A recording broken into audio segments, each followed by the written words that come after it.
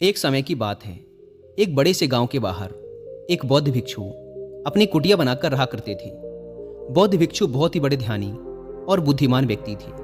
हर रोज जब वो उस गांव में भिक्षा मांगने जाते तो अक्सर कोई न कोई उनसे अपनी समस्या का समाधान पूछता और बौद्ध भिक्षु भी बहुत ही आसानी और बुद्धिमानी के साथ लोगों को उनकी समस्या का समाधान सुझा देते। ऐसे ही एक दिन भिक्षा मांगते हुए वो उस गांव के सबसे अमीर व्यक्ति के घर पहुंच गए। उस अमीर व्यक्ति के घर में एक बहुत बड़ी समस्या थी और वह समस्या यह थी कि अक्सर उसके घर के लोग आपस में झगड़ते रहते थे।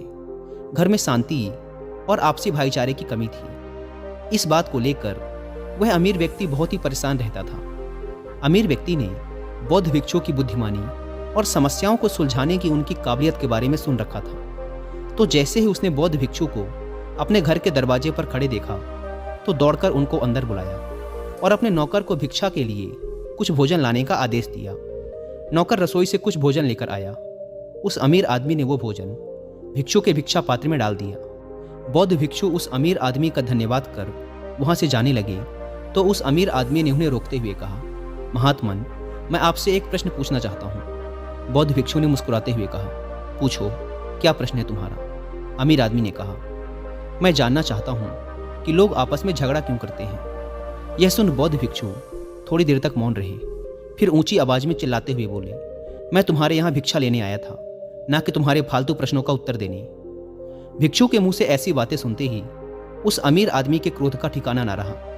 उसने खुद पर नियंत्रण खो दिया और भिक्षु पर जोर जोर से चिल्लाकर उन्हें भला बुरा कहने लगा। उसने कहा, कैसे स्वार्थी व्यक्ति हो, मैंने तुम्हें खाने के लिए भोजन दिया और तुम मुझसे इस तरह की बात कर रहे हो। उस अमीर व्यक्ति ने गुस्से में बौद्ध भिक्षु को बहुत से अपशब्द कहे, लेकिन बौद्ध भिक्षु बिना एक भी शब्द बोले शांति से उस अमीर व्यक्ति की सारी बातें सुनते रहे और वो उन पर चिल्लाता रहा।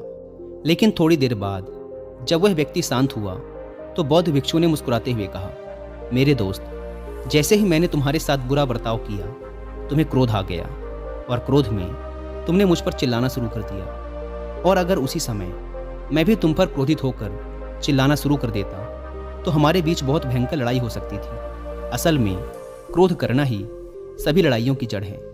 जब एक व्यक्ति क्रोधित हो और दूसरा व्यक्ति भी क्रोध में उसकी बातों का जवाब देना शुरू कर दे तो लड़ाई का बढ़ना निश्चित है। लेकिन अगर दूसरा व्यक्ति उस समय शांत रहे और कुछ समय के लिए मौन धारण कर ले, जब पहला व्यक्ति क्रोधित हो तो बड़े से बड़े झगड़े को भी सुलझाया और खत्म किया जा सकता है। साधारण शब्दों में कहें तो परिवार के सदस्यों का एक दूसरे के प्रति सहनशील होना ही घरेलू झगड़ों को खत्म करने का एकमात्र तरीका है। तो दोस्तों, इस कहानी की सीख यही है कि चाहे घर हो, दोस्तों के साथ या काम की जगह, हमें खुद को स्थिर और शांत रखना चाहिए। और अगर कोई हम पर गुस्सा भी होता है तो जहाँ तक संभव हो सके हमें शांति से ही उसका उत्तर देना चाहिए, क्योंकि जैसे ही हम अपनी शांति खोते हैं और सामने वाले पर क्रोधित होते हैं तो छोटी से छोटी बात भी बड़ी बन सकती है और हमारा बड़ा नुकसान कर सकती है।